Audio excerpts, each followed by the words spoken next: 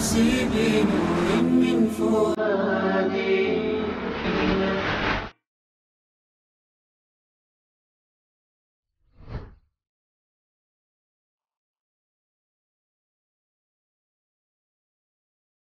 رب یسر ولا تعسر وتمم بالخیر وبک نستعین یا فتاح. یہ جو کتاب ہے میرے اور آپ کے ہاتھوں میں، اس کو قرآن ہی کہا جاتا ہے.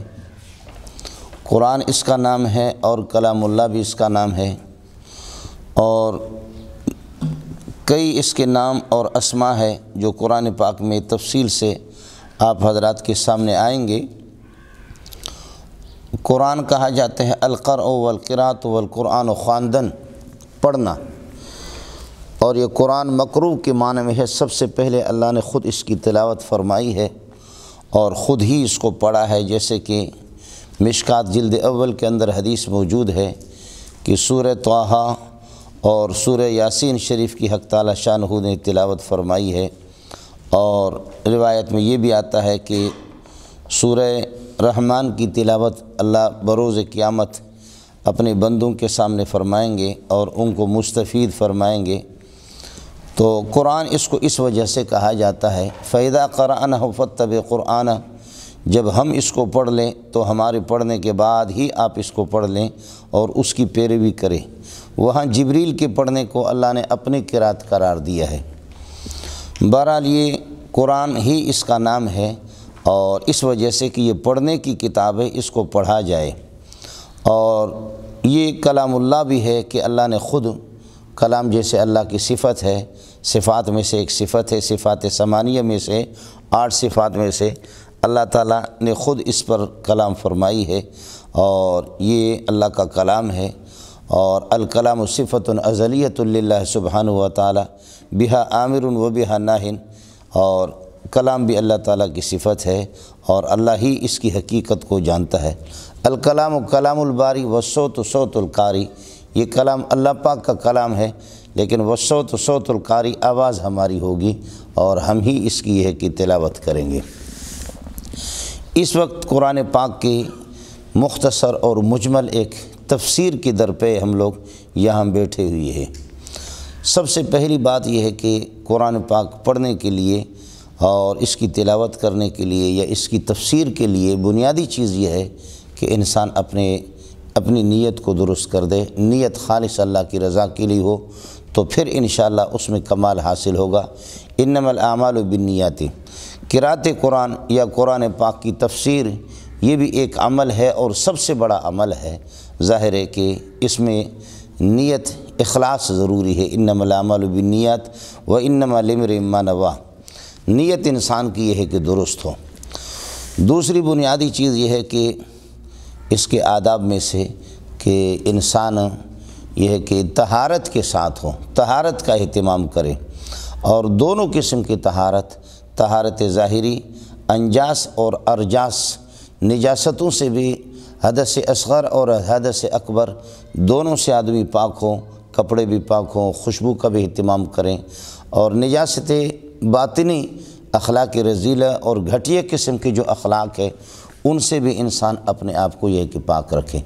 بلکہ امام راغب رحمۃ اللہ علیہ نے یہاں یہ بات بھی لکھی ہے، آپ حضرات کو معلوم ہے کہ سورہ واقعہ کی وہ جو آیت ہے لا یمسہ الا المطہرون، لا یمسہ الا المطہرون، معنی اس کو ہاتھ نہ لگائیں مگر پاک لوگ.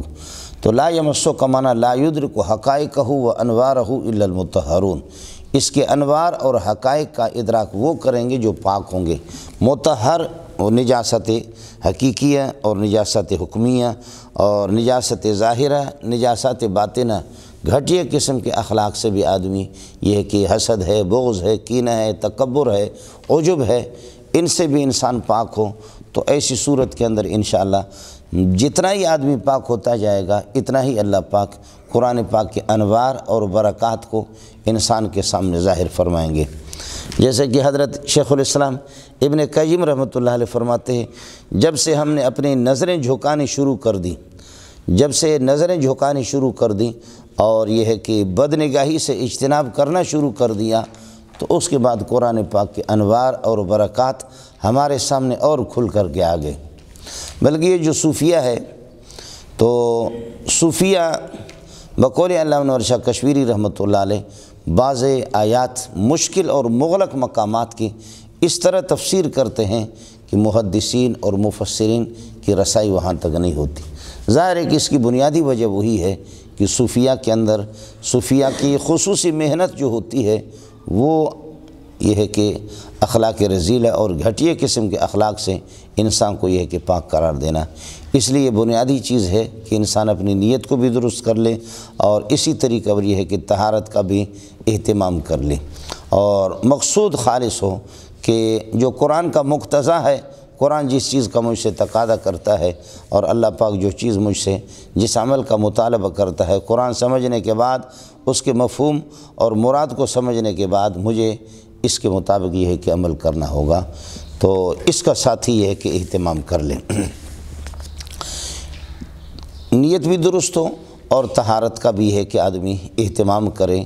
اور اس کے علاوہ پھر یہ ہے کہ یہ جو اس وقت ہم پڑھ رہے ہیں تفسیر ہی نام ہے، ظاہر ہے کہ تفسیر تو اگر آدمی شروع ہو جائے تو سورہ فاتحہ کے بارے میں حضرت نے فرمایا کہ اوقار من العلم، حضرت علی رضی اللہ تعالیٰ عنہ نے، یہ اس پر اگر کتابیں لکھی جائیں تو فرماتے ہیں کہ یہ گویا کہ کئی اونٹوں کی ہے کہ بوجھ بنے گا اور وہ اس کو اٹھا بھی نہیں سکیں گے، اتنی اس کی تفسیر ہی۔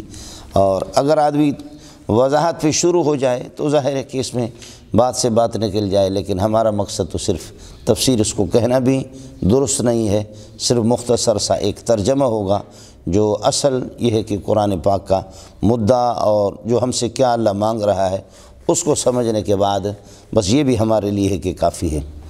تفسیر فسر سے ہے اور فسر کا معنی کشف اور وضاحت کے ہے۔ تفسیر فسر سے اور فسر کا معنی کشف اور وضاحت کی، بلکہ یہ قلب ہو چکا ہے، اس میں تبدیلی آ گئی ہے، یہ سفر سے ہے۔ سفر میں بھی سین، فا اور را حروف اصلی ہے، اور فسر میں پھر اس کو تفعیل میں لے جائیں گے تفسیر، فسر میں بھی یہی ہے، البتہ یہ کہ سفر میں سین پہلے ہے، فا دوسرے نمبر پر ہے، اور فسر میں جس تفسیر کا ماخذ اشتقاق ہے فسر میں فا پہلے ہیں۔ تو فسر اور سفر دونوں کاشف الحقائق ہوتے ہیں، کاشف الاحوال ہوتے ہیں۔ سفر کے اندر بھی آدمی، آپ کے ساتھ کوئی ساتھی ہوگا تو پتہ چلے گا کہ جی اس سے، ویسے تو عام حالات میں ہر بندہ دوست بنتا ہے اور مخلص دوست اپنے آپ کو ظاہر بھی کر لیتا ہے، لیکن سفر کے دوران پھر پتہ چلتا ہے کہ آیا یہ آپ کی کتنی خدمت کر رہا ہے، آپ کے جوتے کہاں تک اٹھا رہا ہے، پانی تھوڑا ہے خود نہیں پیتا آپ کو پلاتا ہے، تو اس سے پھر وفاداری کا پتہ چلتا ہے اور ہمدردیوں کا پتہ چلتا ہے۔ تو جیسے کہ سفر کاشف الاحوال ہوتا ہے، اسی طرح تفسیر بھی وہ بھی کاشف و مراد اللہ سبحانہ و تعالی، وہ بھی اللہ تعالیٰ کے مراد کو واضح اور کھول کر کے بیان کرتا ہے۔ اس وجہ سے یہ کہ اس کو تفسیر کہتے ہیں۔ ماخذ اشتقاق فسر ہے، فسر یفسرو، تفسیراً تفعیل میں آپ اس کو لے جائیں گے۔ لغوی معنی ہوا تکشیف اور توضیح، وضاحت کے معنی میں، یا التبیین، بیان کرنا کسی چیز کو۔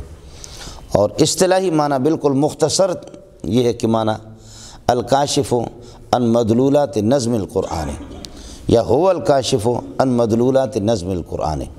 هو الکاشف، تفسیر کیا ہے؟ هو الکاشف عن مدلولات نظم القرآن، لفظ قرآن اور نظم قرآن کے مدلول کو واضح کرنا، نظم قرآن اور لفظ قرآن کے مدلول کو واضح کرنے والا کہ قرآن آپ سے کیا چاہتا ہے اور اس کو قرآن کا مدلول کیا ہے اور یہاں کون سا معنی مراد ہے۔ تفسیر کے اندر یہی چیز ہوگی۔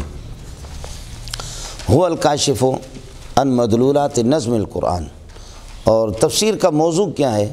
تو بعض مفسرین کہتے ہیں کہ موضوع اس کا انسان ہے، اس لیے کہ آپ نے پڑھا ہے موضوع کل علم ما یبحث فیہ عن عوارضہ الذاتیہ، جس چیز کی عوارض ذاتیہ سے بحث ہو، جیسے کلمہ اور کلام کے عوارض ذاتیہ سے بحث ہوتی ہے علم نحو میں، تو کلمہ اور کلام یہ علم نحو کا موضوع ہے۔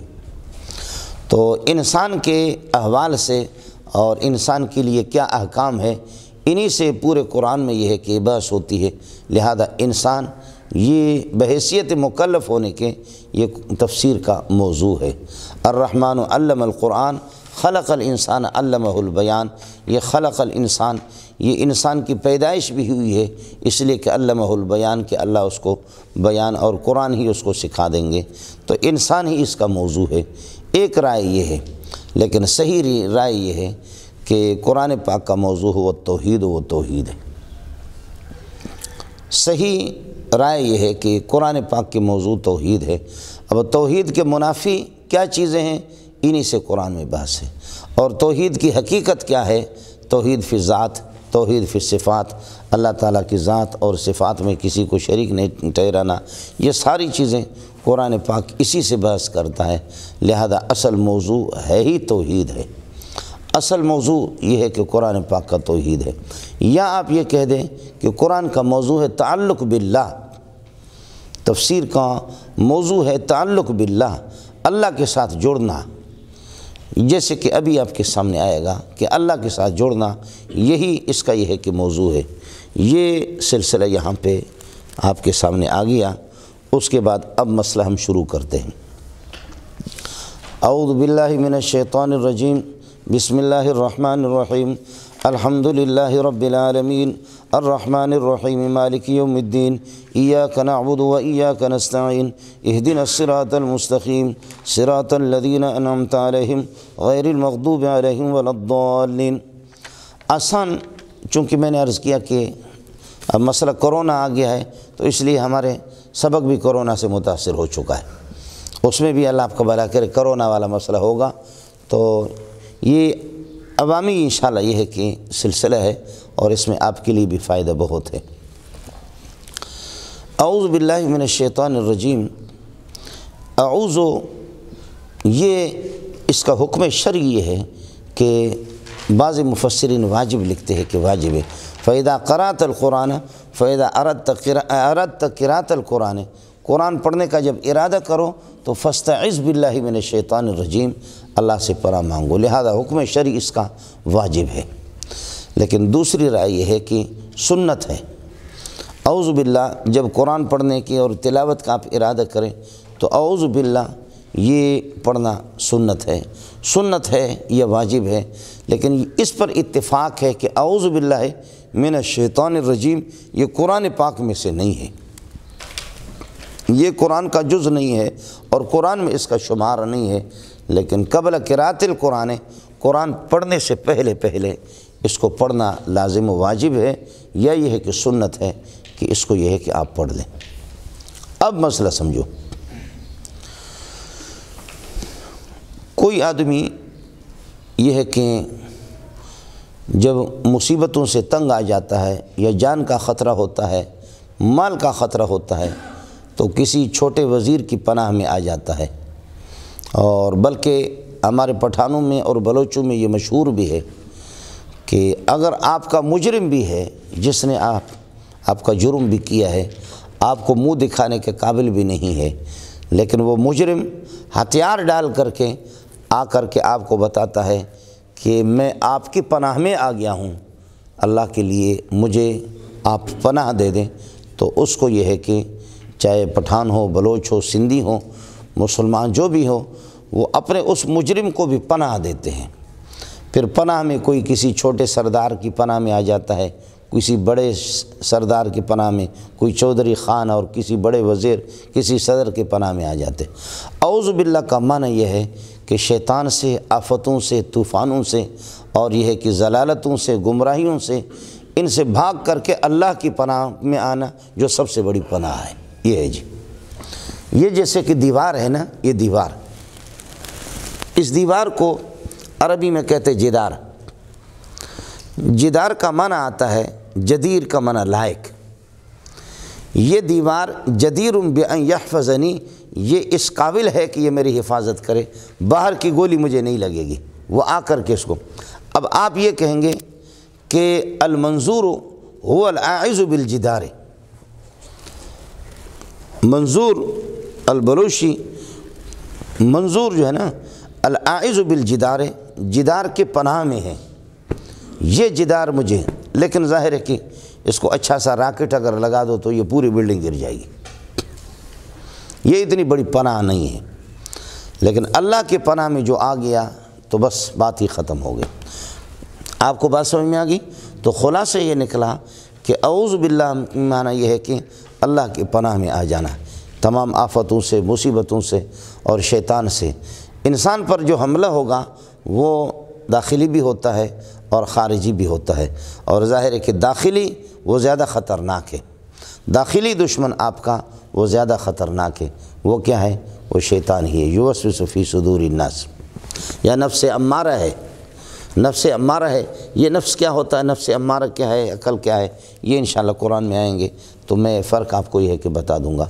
تو نفس ہو، نفس امارہ ہو، یہ شیطان ہو، یہ ہے کہ وہ دشمن ہے اور وہ اعداء ہے جن سے بچاؤ کی صورت صرف ایک ہی صورت ہے، آدمی اللہ کے پناہ میں آ جائے۔ خلاصہ یہ نکلا کہ اعوذ باللہ من الشیطان الرجیم، میں اللہ کی پناہ میں آ جاتا ہوں، یہ کہہ دو، ایک اللہ کی پناہ میں آ جاتا ہوں یا اللہ کی پناہ مانگتا ہوں، باقی یہ نہیں کہنا کہ اللہ سے پناہ مانگتا ہوں۔ آپ کو بات سمجھ میں آ گئی؟ اللہ کے پناہ میں آ جاتا ہوں، اللہ کے پناہ میں آ جاتا ہوں یا اللہ کی پناہ طلب کرتا ہوں من الشیطان، ہر سرکش اور گمراہ شیطان سے، الرجیم جو کہ ملعون ہے، الرجیم جو مردود ہے، الرجیم کا معنی مردود، راندے درگاہ، یا الرجیم کا معنی الملعون۔ یہ کہہ دو کہ کل رجیم فی القرآن فہو ملعون، رجیم جو ہے نا یہ قرآن میں ملعون کے معنی میں بھی آتا ہے۔ ایک تو یہ ہے کہ رجیم یہ ملعون کے معنی میں ہو گیا، اور رجیم پھر مرجوم کے معنی میں ہے۔ رجیم جیسے شہیر مشہور کے معنی میں، قتیل مقتول کے معنی میں، جریح مجروح کے معنی میں، تو رجی یہ مرجوم کے معنی میں، دھتکارے ہوئے یا ملعون۔ اور دوسرا معنی رجیم راجم کے معنی میں ہے کہ دوسروں پر حملہ کرنے والا اور دوسروں پر سنگریزی کرنے والا، گویا کہ پتھر برسانے والا، یہ اپنے غیر کو گمراہ کرتا ہے اور ضلالت میں مبتلا کرتا ہے۔ اور ایک معنی یہ بھی سمجھو کہ رجم جو قرآن میں جہاں پر را جیم اور میم جو آیا ہے یہ شتم کے معنی میں ہے، لیکن رجم لنرجمنکم یا یہ ہے کہ او یرجموکم یہاں قتل کے معنی میں۔ رجم جہاں آیا ہے وہ شتم کے معنی میں بھی آتا ہے، لہذا اس کا معنی ایک بھی ہوگا اعوذ باللہ من الشیطان الرجیم، ہر گمراہ اور سرکش یہ کہ شیطان سے، الرجیم جو کہ ملعون ہے، الرجیم کا معنی جو راندے درگاہ ہے، الرجیم کا معنی مشتوم، الرجیم المشتوم جس کو گالی دی جائے۔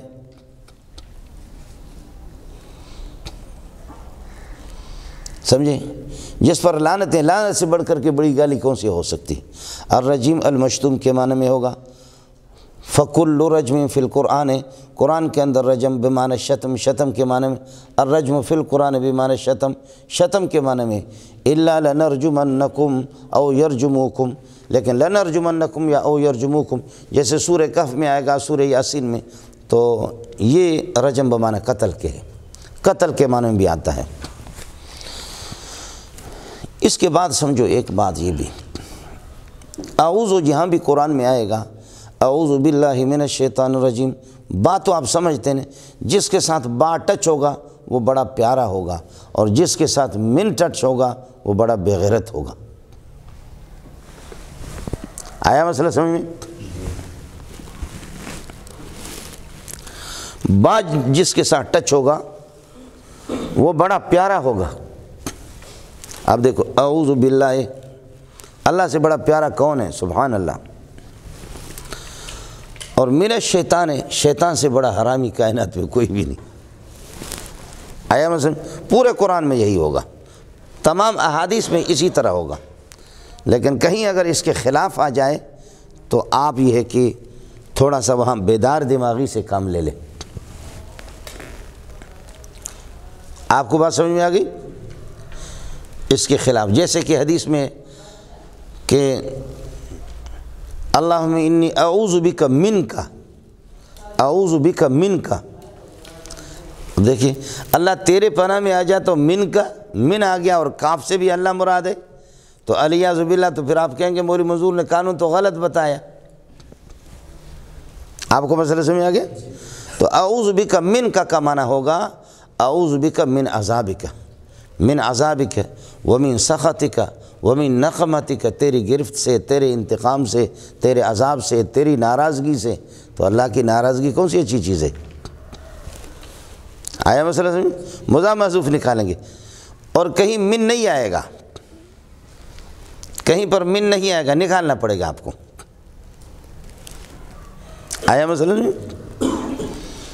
اعوذ کے بعد اعوذ کا معنی ہے کہ عین، واو اور زال، یہ جو مادہ ہے نا، عین واو اور زال، آز یعوذ، اس میں یہی ہوگا، با آئے گا اور من آئے گا۔ با جس کے ساتھ ٹچ ہے وہ بڑا پیارا ہے، اور من جس کے ساتھ ٹچ ہے وہ بہت بدبخت ہے، بہت بری چیز ہوگی۔ تو اعوذ باللہ من الشیطان الرجیم۔ آیا مسئلہ سمجھ میں؟ اللہ پیارا ہے اور شیطان منحوس ہے۔ اعوذ بک من کا میں نے عرض کیا کہ من عذابک ومن سخطک ومن نقمتک، اور کہیں من نہیں ہوگا لیکن آپ کو نکالنا پڑے گا، جیسے کہ سورہ بقرہ میں آگا اعوذ باللہ ان اکون من الجاہلین، اعوذ باللہ اللہ کی پناہ میں آ جاتا ہوں، من ان اکون من الجاہلین، من ان اکون من الجاہلین یعنی من الجہالت، اکون من الجاہلین کا معنی من الجہالت، میں جہالت بہت بری چیز ہے، من کو کہیں حذف کریں گے۔ یا جیسے کہ حضرت سیدنا یوسف علیہ السلام قال معاذ اللہ، یعنی اعوذ معاذ اللہ من الزنا، اللہ بدکاری سے میں تیرے پناہ میں آ جاتا ہوں، معاذ اللہ من الزنا یا من الفاحشۃ، اس فاحشہ اور بدکاری سے میں اللہ کے پناہ میں آ جاتا ہوں، اللہ تجھ سے پناہ چاہتا ہوں، مجھے پناہ دے دے، اپنے پناہ میں رکھ دے۔ علماء کرام سمجھ میں آ رہا ہے نہیں آ رہا؟ جی جب یہ مسئلہ سمجھ میں آ گیا تو شیطان میں دو چیزیں ہیں، ایک یہ شین اور طا اور نون، یہ اصلی حروف ہے شیطان، سمجھے؟ اس وقت اس کا وزن ہے گا فعال، وزن اس کا کیا آئے گا؟ فعال، سمجھے؟ شین فا کے مقابلے میں، یا کے مقابلے میں، اور طا عین کے مقابلے میں، الف کے مقابلے میں، نون لام کے مقابلے میں، حروف اصلی یہی نکلے۔ کچھ بھلا پڑا؟ یہ شطن سے ہوگا اس وقت، شطن کا معنی بعودہ، شطن شاطن بعید دور، تو شیطان کو شیطان اس لیے کہتے کہ فہو بعید عن رحمت اللہ سبحانہ و تعالی، اللہ کی رحمتوں سے وہ بہت بعید ہے۔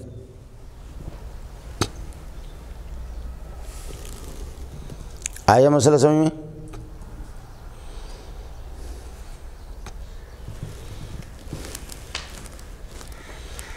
ہو گیا؟ شیطان فعال،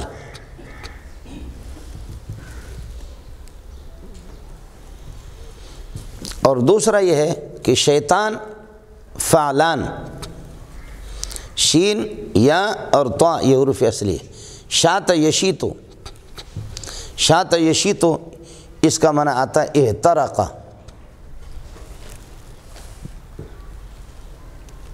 اب فعلان وزن ہم نے نکالا، فعلان اس کا معنی ہوتا ہے احترق، شاط یشیتو سے ہوگا، شین یا طا یہ اصلی حروف، احترق جلنے والا۔ تو شیطان کو اس لیے شیطان کہا جاتا ہے، ایک تو آدم سے اور اس کی اولاد سے خوب جلتا ہے، ایسا سمجھے، اور دوسری بات یہ ہے کہ اللہ کے غضب میں اور جہنم میں جلتا رہے گا۔ اب وہ خود آگ سے پیدا ہے تو آگ اس کو کس طرح جلائے؟ تو آپ بھی تو مٹی سے پیدا ہے، ایک ڈھیلا مٹی کا اٹھا کر کے تیرے چہرے پہ لگا دوں، انشاءاللہ آپ کو پتہ چلے گا۔ آیا مسئلہ سمجھ؟ شیطان جب آگ سے ہے تو پھر آگ والا وہ کس طریقے پر آگ میں جلے گا؟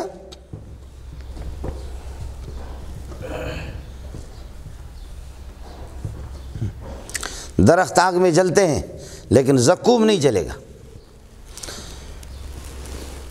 زقوم جہنم کے اندر ہوگا، زقوم نہیں۔ یہاں آپ کو دکھا دوں گا، یہ گڈھا وغیرہ ان علاقوں میں زقوم ہے۔ زقوم کی کئی قسمیں ہیں، خودرو بھی ہوتا ہے، اور اللہ آپ کا بھلا کریے کہ اس کو بویا بھی جاتا ہے، بیج بھی اس کا، مختلف قسم کے زقوم ہے۔ زقوم نہیں جلے گا جہنم میں، یا جیسے آپ آگ میں اپنا ہاتھ ڈالیں گے آپ جلیں گے، لیکن سمندر ایک کیڑا ہے، میں نے خود دیکھا ہے، وہ بالکل نہیں جلتا، آگ میں کھیلتا ہے، اس کے پر ہوتے ہیں، وہ اڑتا ہے آگ میں، بڑی بڑی آگوں میں۔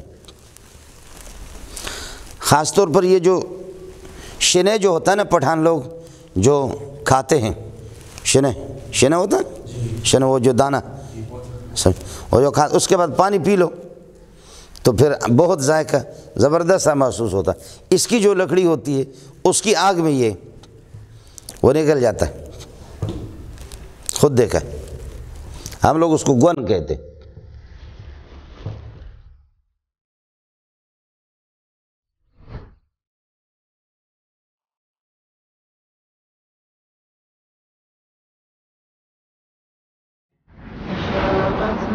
نفسي بنور من فؤادي